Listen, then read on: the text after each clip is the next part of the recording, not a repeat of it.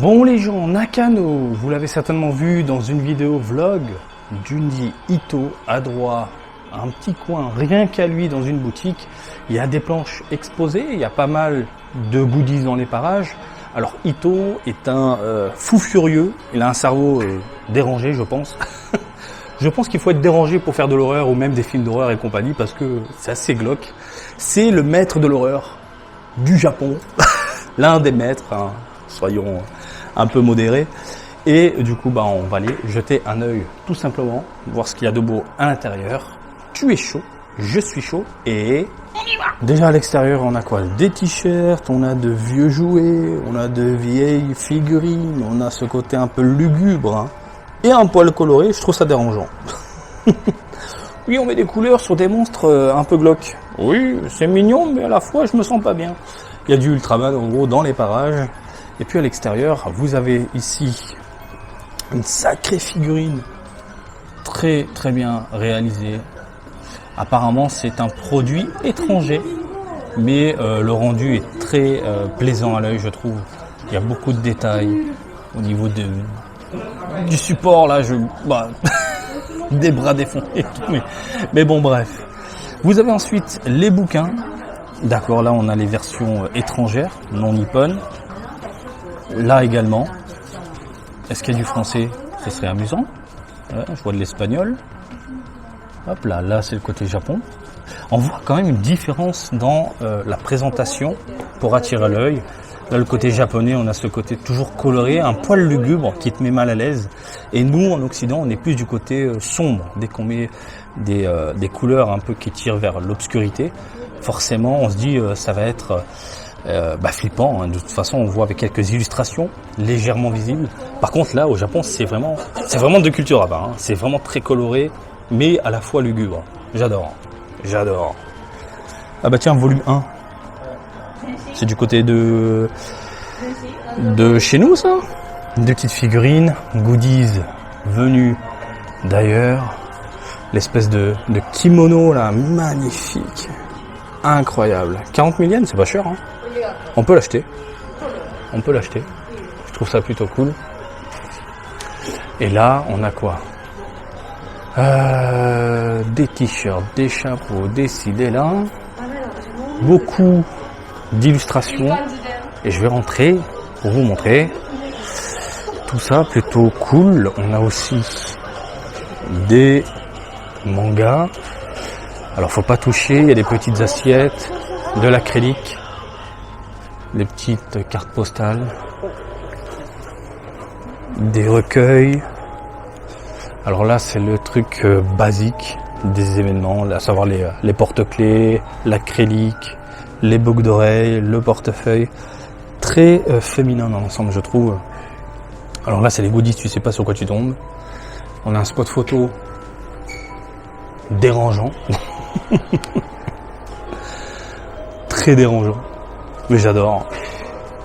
Avec la musique et la lumière, c'est assez flippant. On a des illustrations. Alors, c'est des copies qu'on peut acheter. Et on tombe dans les 55 pour la demoiselle. Ici, on est à 44, 22, 55, 55.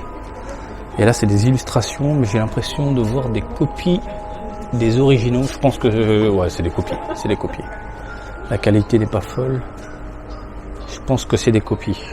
À vérifier sur le site officiel. Mais là, quoi qu'il en soit, c'est toujours cool d'avoir ça dans une exposition.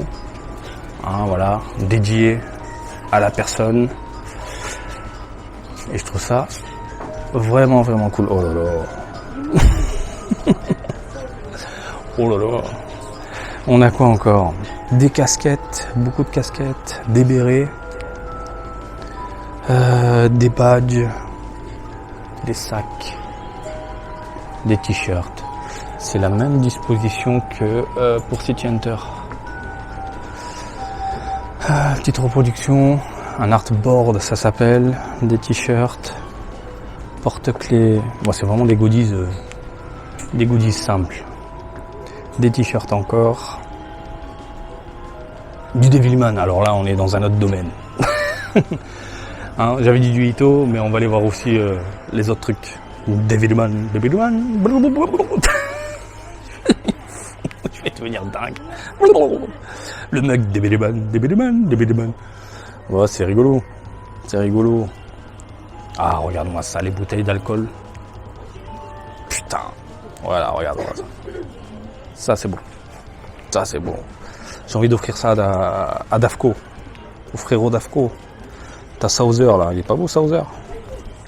Ah, il est magnifique. Du coup, ça, Toki. Toki, il est Toki. Il y a des monstres. Il y a des badges. Il y a des badges Hokuto no Ken, Gundam, Kimetsu no Yaiba. Il y a du robot, il y a du Devilman. Du Iron Man. Toki. Je vais devenir fou. Bon, écoutez, c'est pas mal. C'est pas mal, mais c'est très petit. C'est très petit. Et je pense qu'on a fait le tour. Je vais pas aller derrière pour pas déranger. Et surtout me faire un slash kick dans la gueule. Là, je vois des clear files. Ouais, on a fait le tour, hein. C'est minuscule mais sympa. Ici, c'est une galerie à surveiller constamment.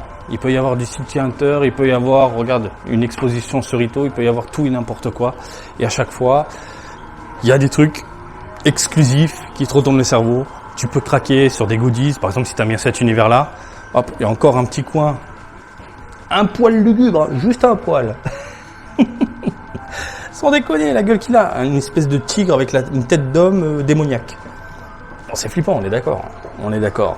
Bref, c'est vraiment un coin à surveiller à chaque fois quand vous venez au Japon, ou pire, vous venez à Nakano, pour voir quelle licence est exposée. Ils mettent en avant les auteurs et j'aime ça. J'aime beaucoup aussi le délire de mettre en vitrine les différentes versions. On peut constater que on est vraiment à part. Hein. Nous en Occident et le Japon, c'est le côté coloré. Ça me... Bon, bref. On a fait le tour, messieurs, dames, et voilà, j'espère que ça vous a plu. Comme d'habitude, je vous invite à me suivre sur Twitter, Facebook, Twitch et TikTok. Je mets derrière les bulles et TikTok. Et Morty Japan, et je vous fais des bisous. Salut, bisous, ciao ciao.